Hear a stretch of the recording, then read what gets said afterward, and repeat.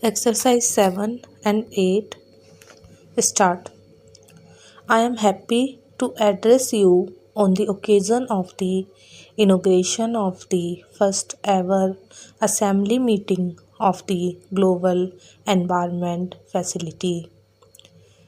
It is indeed fitting that the first assembly meeting of this international cooperative venture should be held in the developing world and that too in India. The 20th century has witnessed major developments which have momentous impact not only on the lives of human beings but also on planet Earth. These include an unprecedented growth in population and in consumption, rapidly increasing urbanization, dramatic changes in the global economic system, and the revolution in communication technology. As we are poised on the threshold of the third millennium, we have become increasingly aware that the process of developing, including industrialization and economic growth, have come at a huge cost to society, to the environment, and to our future. In some ways, it is ironical that some of the achievements of the 20th century themselves pose the challenges for the 21st century.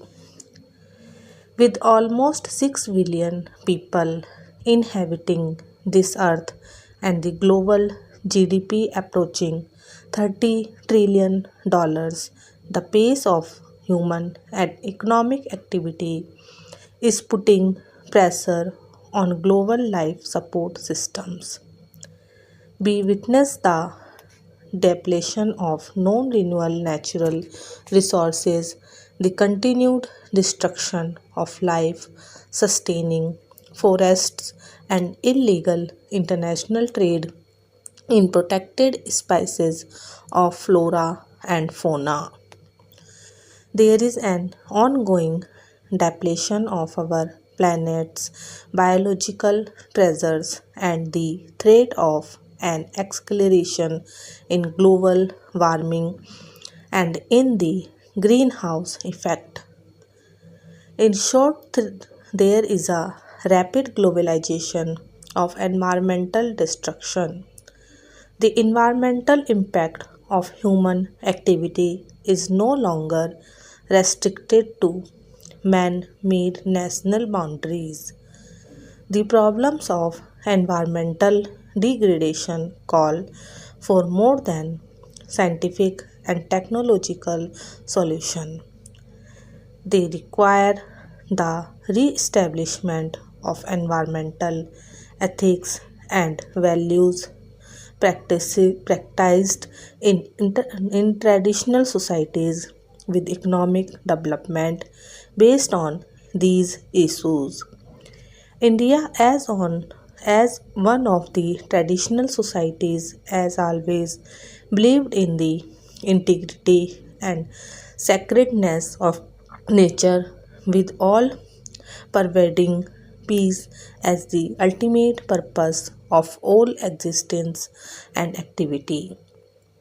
The age old philosophy of coexistence is not one merely for coexistence of human beings, but it is in fact a basic premise of all living beings and of harmony within the cosmos.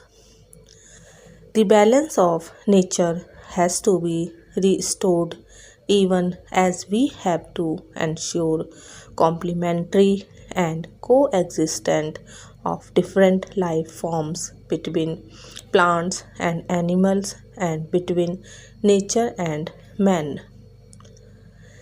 Based on our experience and understanding of global environment, today that sustainable development at the national level cannot be perused in isolation.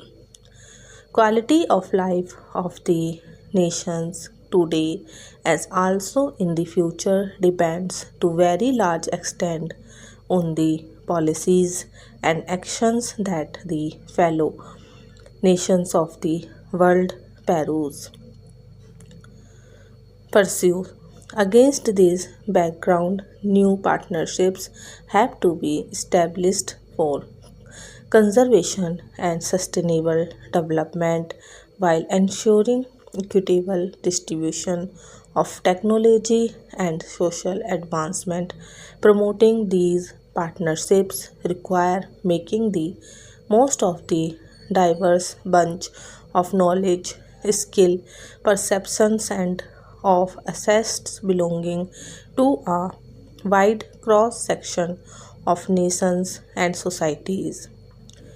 When we analyze the nature of pollutants, we find that both affluence and poverty contribute to their high levels.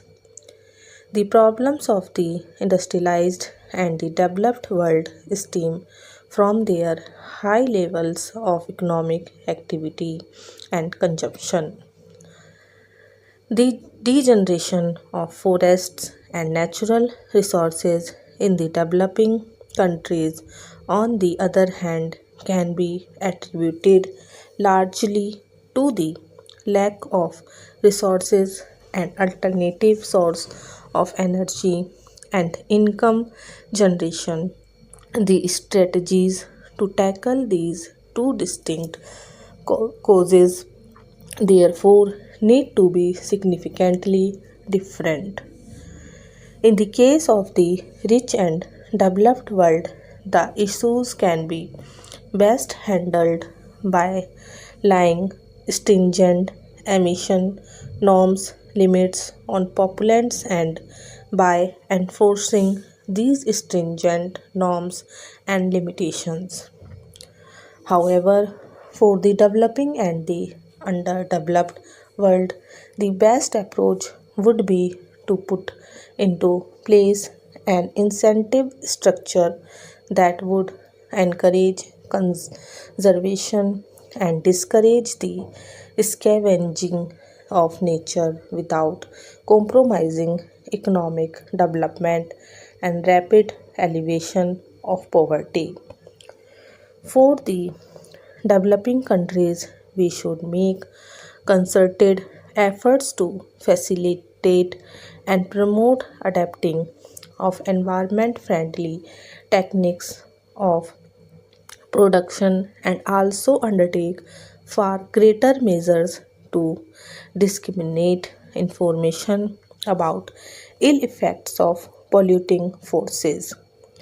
As part of international efforts to contain the ill effects of environmental degradation and to encourage sustainable development, nations have put in place several ecological treaties like the Montreal Protocol, the Framework Convention on Climate Change.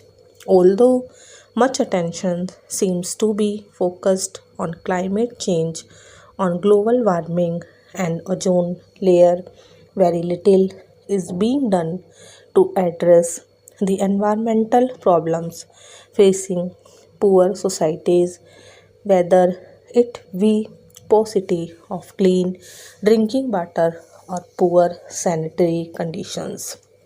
Let me reiterate that if we are committed to successfully address the challenges of sustainable development and hence of environmental conservation, then it will require an international movement the like of which has never been seen before.